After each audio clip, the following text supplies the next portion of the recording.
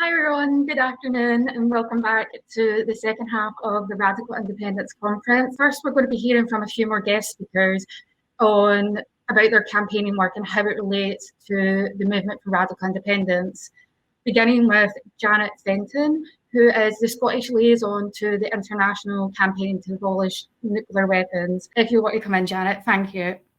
Thanks very much indeed. It's good to be here. And I had an interesting discussion earlier on the topic of climate change. I mean, I'm an internationalist. I support self-determination for Scotland. Because I'm an internationalist, I would never describe myself as a nationalist. And I'm a nuclear disarmament campaigner for many years, but the longer I've done that, the more I've realised that that is not a single issue campaign. It's something that connects so many different aspects of how we live. And it was interesting to hear in the discussion about climate, one of the expressions that was used was we need a fundamental reset. And I think that is absolutely true for the kind of Scotland that I would like to live in, which would be a place that contributes to international peace and international security, and not being a launchpad for waging war. And there was also talk about transition to independence, definitely severing the links to the kind of post-colonial racism and patriarchy that is absolutely embedded in our whole structure, which is why it's not enough to say we want an independent Scotland. We want a very different sort of opportunity to relate to what happens in this country to the rest of the world. So coming back to nuclear disarmament, I mean, I think what I'd like to say is really that it was when we actually started taking charge of the conversation that we were having that we really made progress. I hope that most of the people that are at this meeting will know and understand that there is a new treaty that was adopted by the United Nations in 2017 and entered into force earlier this year that bans nuclear weapons, not just their use, but their possession, their deployment, their transportation, the technical knowledge to utilize them or build them or develop them, financing them, assisting another country with having them, the whole thing.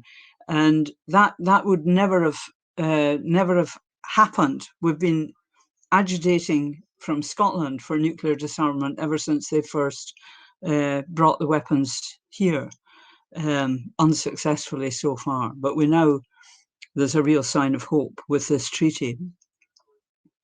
It's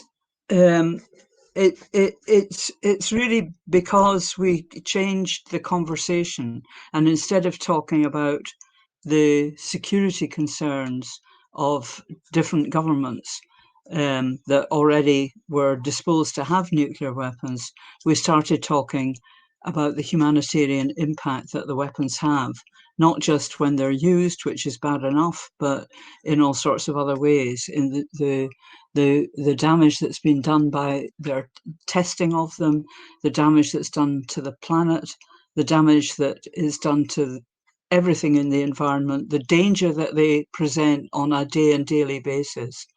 And some of that conversation is difficult to maintain when the only answers you're getting is about security, and when we know that security is something that arises when people's basic needs are met, when they have a roof over their heads, when they have adequate equality to reasonable work, when they can grow up engaged in participating in a democracy that they feel invested in. These are the things that provide real security. And I remember in the run-up to the last referendum, Craig Lundy, who is here somewhere, came up with this symbol. And I absolutely love it because without using any words whatsoever, it just conveys what's at the heart of nuclear disarmament for me, which is that international aspect to it. So what does that mean for a future Scotland? There's various technical things related to the treaty because Scotland is in a really unique position. The treaty is opposed by all the nuclear armed states, and it's also opposed by the NATO states. We call them the weasel states, the states that allow themselves to be protected, or they call it protected, but heavily lent upon by the nuclear armed states. They're the ones that are opposed to it, but the vast majority of countries in the world, and we spoke in the climate discussion about how climate change is impacting worst on the places that are least responsible for it. That's true with nuclear weapons as well. From the very outset, nuclear weapons are a fundamentally racist notion. They were used in Japan against people that were othered, and they have been tested in indigenous populations across the world. So the thing about the treaty is that by banning everything absolutely, it means that if Scotland was in a position to accede to that treaty, we would not have to negotiate on our own with the remainder of the UK. We wouldn't even need to be talking to them. We would be backed by the majority of the world's countries. We would be backed up by a United Nations treaty that is fully binding. And there would be no question of having to negotiate with the UK about getting the weapons out of Scotland. So all of the UK's nuclear weapons are entirely dependent on Faslane, where the weapons are deployed, and the Coolport warhead store. And in those places, those places can't be replicated elsewhere in the UK. So if we get them out of Scotland, we are disarming the UK, whether it likes it or not. And we would have global backing for doing that. So for that reason, I feel, as somebody that's committed to changing Scotland, not just making it independent, but making it a different country from the get-go that does things fairly and that does things equitably and contributes to the world, we need to be absolutely heart and soul committed to ensuring that any future Scottish government commits to this treaty and does everything they can to make full provision for acceding to it. And there's actually quite a lot within the treaty that we could start doing now. We could start naming where the weapons are stored in preparation for Article 2 of the treaty, where if you sign it, you have to declare everything that's on your soil that might have to do with nuclear weapons. So we could start doing that right now. We could certainly do something about the convoys. We could certainly do something about ensuring that there is a proper risk assessment conducted of the danger that arises from the convoys as they carry fully armed nuclear warheads up and down our Scottish roads, past our schools, universities and hospitals.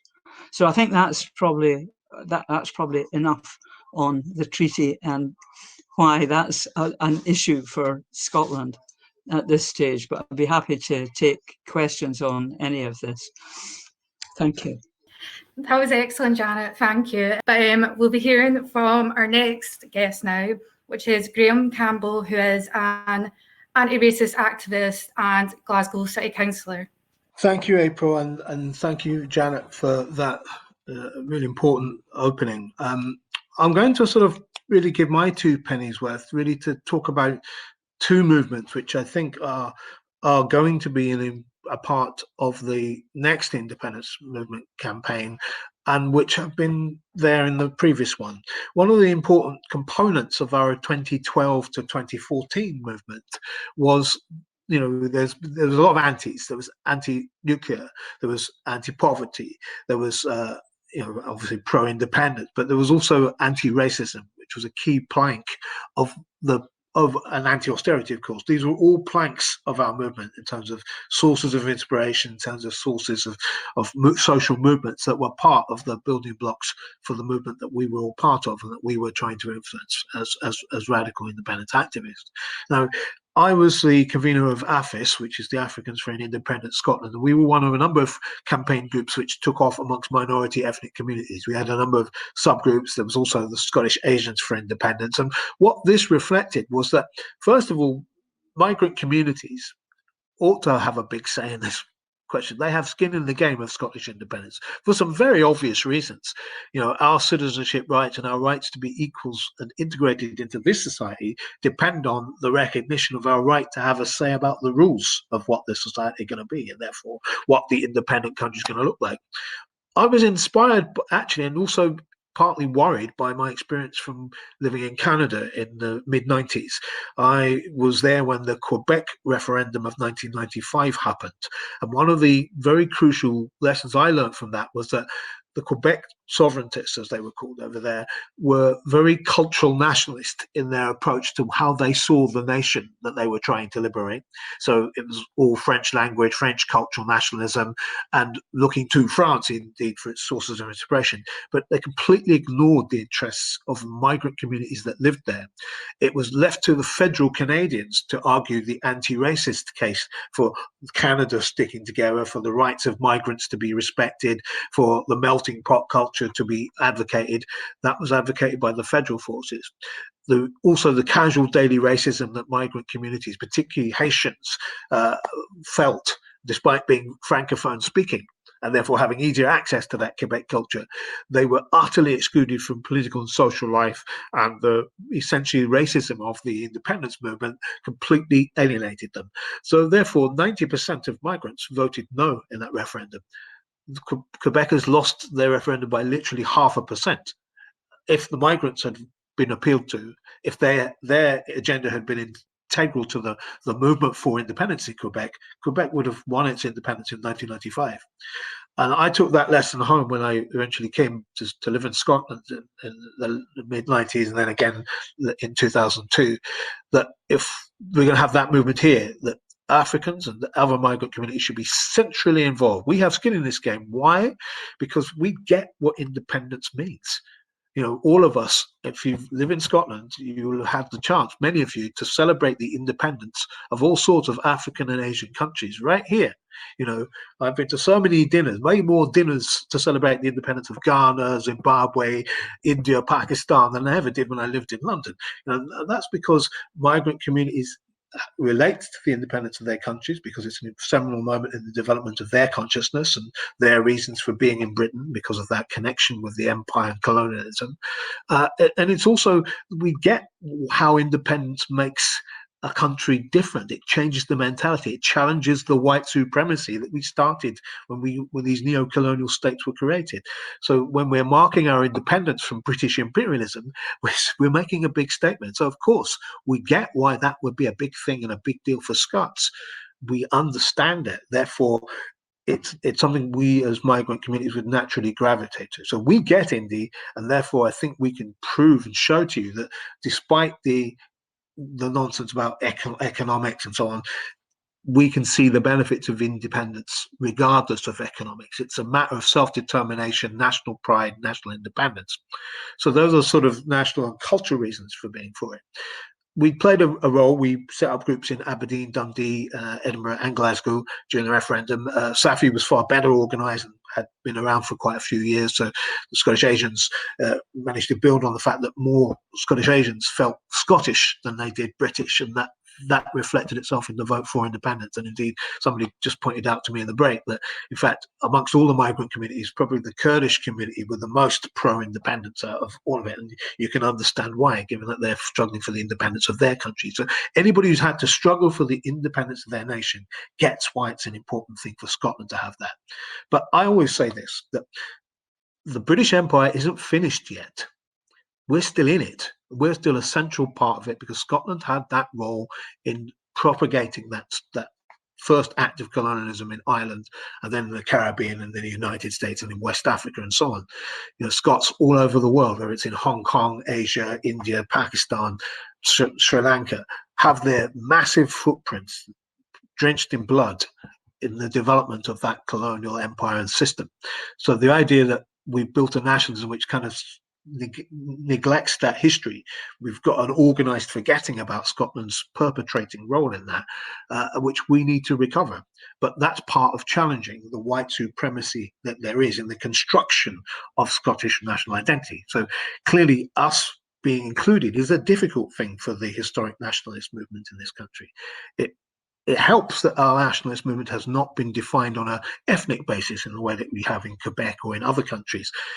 It helps that we have a civic nationalist approach, but that doesn't mean we have a correct interpretation of the country's history or indeed record on the questions of racism.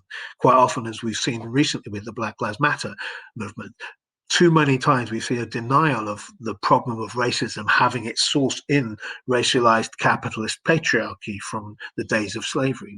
We see that failure to acknowledge it and recognize it, and the tropes that we've developed of black inferiority from David Hume's writings onwards, and the so-called Enlightenment. I'd like to see the Enlightenment happen, by the way. It still hasn't happened yet.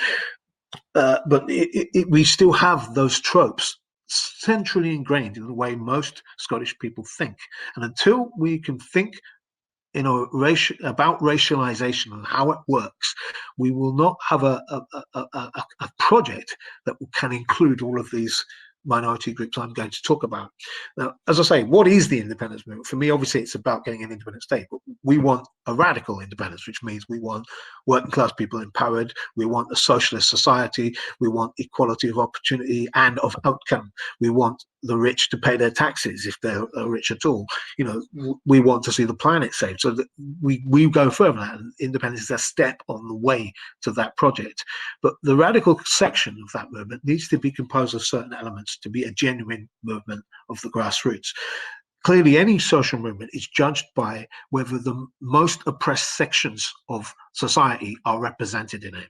And the most marginalized and oppressed sections of society, whether that's women, whether that's disabled people, whether it's trans LGBT people, and whether it's black and Asian and minority ethnic people.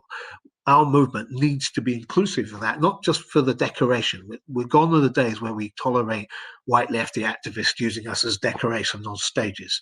We're talking about being equals, respected for the self-organized movements that we are building to represent ourselves, to raise our own voices in the struggle. Our movement, the broader movement that is, needs to be composed of activists within all of those struggles who have their own autonomy, their own programs, their own way of doing things, and need to be respected on that basis. We will work with activists, and I say we, I mean BLM Scotland. We were formed in August 2020 from the demonstration organisers that organised all those demonstrations a year ago. And when we marked 1 year on from that, it was important to recognise that not only were we memorialising the loss of George Floyd and the detonating role that his death played in making everybody stand up around institutionalized racism by the state, it also made us aware that there is a black Scottish identity that is no longer prepared to be ignored in the political culture of this society, and wants a say about where it's going, a say that says, let's decolonize our curriculum, a say that says, let's recognize us as equals, change the structures of society and the institutions so that we're part of them and actually included, make sure that we're actually employed, that when we're building back better from after COVID, that we have some of those jobs, that the oppression that women feel within our community, the extra exposure they had during the COVID crisis because of being NHS workers, that needs to be addressed within the structure of the organizations that our new independent country is going to build.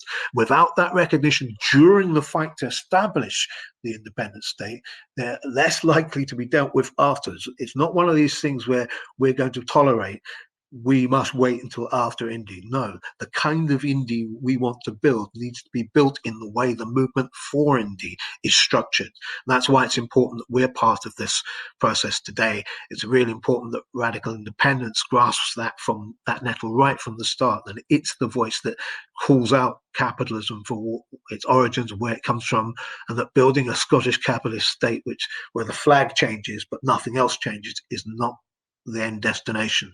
It's a process, as they once said. It's not an event. And in our event, Black lives will matter when the system changes and when everybody's lives can be meaningfully, restored to an equilibrium where society is maintained on a people-controlled basis and that controls our planet and our resources in a non-destructive, non-war-making manner. We need to be an anti-imperialist and an anti-racist Scotland and an anti-racist, anti-imperialist movement. Thank you so much, Graham. That was very insightful. Lots of really interesting, important points made as well, I think. Our next guest is Annie Lane, who is an Extinction Rebellion activist as well as a student at the University of Glasgow. Hi, I'm Annie. I'm an Scotland activist and a climate activist. And I'm just going to speak a bit about independence and its relation to climate justice and its relation to the independence movement. So I think we're at a crossroads in terms of independence and how we respond to the climate emergency. And the case for independence has obviously never been stronger. And the climate crisis is the most pressing issue in the world right now. And we need to radically transform our society to have any chance of staying under 1.5 degrees compared to pre-industrial temperatures. And so this means we need to act on the crisis now in Scotland, and we need to have climate justice both at the centre of our independence movement and in independent Scotland. And also, I think what's really important to recognise is climate justice can't wait for independence. It needs to be central to our movement, but it also just needs to be central to our society in general right now. And I think both independence and climate justice need grassroots movements to push to ensure that they happen. And we can't trust politicians on these things anymore. And all major progressive and radical changes in society have come from collective action. And I think climate justice and a radical independent Scotland is no different. And so just some context about climate change and climate justice. And the IPCC report that came out in 2018 said that we have 12 years to radically cut our emissions to have any chance of staying under 1.5 degrees compared to pre-industrial temperatures. And if we don't stay under this, we risk setting off feedback loops and tipping points, which means we're going to have runaway climate change. And that warming is completely irreversible, which is going to impact millions and millions of people across the world. And we're already living in a climate emergency. The past 4 years have been the hottest since record began. There's continuous climate related disasters happening and they're having huge impacts on communities across the world, in particular in the global south. So for example, Sudan last year declared a state of emergency due to record flooding. Small island states such as Tuvalu are expected to go underwater by 2030. So that's a whole country, whole culture, and people being forcibly displaced because of the climate crisis. And then Govan and Leith and some of the Scottish islands are predicted to go underwater if we don't deal with the crisis. And I think what's really important to remember and recognise is that countries in the global south haven't contributed to the crisis, and it's industrialised nations in the global north which have. And also which we've built these economic models of capitalism and neoliberalism that are the root of the crisis and that continue to fuel it. And it was really important to recognise that we can't stop climate change without dealing with this. So that's a really key thing. And also through our colonial history and slavery, which have created these models of capitalism and ideas of white supremacy, have continued to fuel this crisis. I think if global north countries were experiencing the climate crisis the way in which countries in the global south are, it would be being dealt with a lot quicker. I think the extraction of resources to fuel our carbon intensive economies is based on this colonial mentality that sees people outside of industrialized nations as disposable, but also sees marginalized groups and working class people in the UK as disposable as well. And I think it's really important to really recognize that Scotland has been a massive part of this. So much of our wealth has come from neocolonialism, has come from colonialism, and we've had a huge impact on this, and we've made a lot of extractivist industries, and we need to stop, I think, continuously just blaming England for this. We are a massive part of this, and our independence movement needs to accept this and act on this and make sure that climate justice is at its center. And that's what climate justice means. It means acknowledging, these models of production are at the root of the crisis. It means paying reparations to countries being impacted by the climate crisis. It means migrant justice, so not having borders and accepting our responsibility for the forced displacement of people due to climate change, and also due to militarism, due to selling of arms and unequal power structures that force people to migrate through destabilizing peoples and places like destabilizing people's countries. Yeah, and our government in Scotland paints itself as a world leader on climate change. It really isn't. Our net zero target is 2045, which is just way too late. It's only 5 years behind the UK government's target. And considering our impact on the crisis and the wealth and resources we have in this country, we could be reaching this like right now, basically. We keep missing our targets. And our target is based on carbon capture technology, which doesn't actually currently exist. So considering the people into this crisis, and then we're relying on technology that doesn't exist, that's pretty terrifying. And also one of the Scottish government and many in the independence movement's main arguments is this reliance on North Sea oil and gas. And the idea that a government which is supposedly leading on climate change but continues to want to explore and remove oil and gas is incredibly mind-boggling and really quite dangerous. And it's also important to recognize that this oil is going to run out at some point. It's not infinite. And so it's not only like dangerous and criminal to be pushing to like continue to extract this oil, but it's also really quite stupid, because once this does run out, what's going to happen to all the workers and all the people who rely on these industries? So what we need is a just transition, and Scotland does have a just transition commission, but I'm not sure it's working fast enough, and it's not got workers, I don't think, at the centre of it. And if we don't have workers and we don't have a just transition happening now, then we risk what like happened to the mining communities in the 1970s, and which still impacts these communities today. And also we can't trust the Tories or the UK government to oversee this either. They've just overseen one of the highest COVID death tolls and have acted horrendously throughout the pandemic, and always do anyway, and care much more about profit than people's lives and health. So I think we do need an independent Scotland. It gives us a chance to dismantle the UK, which is so important. And this independent Scotland that we're fighting for, if it wants to seriously deal with the climate crisis, needs to have climate justice at its centre and needs to be radically different than our current society. So we need to really fight for this in our movement, instead of chasing economic growth, instead of chasing imperialist power, and also fighting for a society that tackles inequality, and which we can do, but we have to move away from capitalist and neoliberalist models to do this. And I think also climate justice means addressing inequalities in Scotland. That's really important, whether that's tackling the disproportionate impacts of air pollutions that people of colour and working class communities face, and whether that's a transition led by communities and workers and not by BP or other big corporations, which our government and the UK government is currently doing, is giving a lot of power to our transition to renewables to these corporations, which again is incredibly dangerous. And it means targeting social inequalities, and that's what climate justice is. We can't attempt to tackle climate change or create any just society as huge amounts of our population still rely on food banks and have to work multiple jobs just to be able to afford their rent. We need an independent Scotland that does centre climate justice, which is racial justice, social justice and migrant justice. And I think we need an independent Scotland, and not just because we're denied the right to choose our own path, but we're also denied the right to address all these issues, denied the right to properly address poverty and to properly centre climate justice. And I think what's really important, I think that's what Graham was also just saying, is like it relies upon our ability to say that when we leave the UK, we're not going to repeat the histories of oppression and exploitation and extractivism that continue to dominate our political decisions in the UK. So we need to create something true and really just. And I think as a radical independence movement, we need to be at the forefront of that and pushing for that with collective action. And things like this Radical Independence Conference are exactly what needs to be happening. I think these groups need to be coming together, movements need to be coming together and pushing for this collectively, because that's the only way we're going to be able to get a radical independent Scotland and a radical independence movement. And thank you. Thank you, Annie. That was great. Thanks so much. It's really nice and interesting to see similar themes going throughout everyone's talks and things. But our next guest is Teddy Hope, who is a PhD researcher on transmedia studies and an intersectional socialist activist within the Scottish independence movement. Unfortunately, we can't seem to be getting Teddy's audio working. So that's a real shame. I'm really sorry we aren't going to be able to hear from you, Teddy. I'm so sorry. That's technology for you and the wonders of organising online. But just to remind everyone, there are going to be strategy and skill sessions beginning at about 20 to 3. I hope everyone enjoyed that.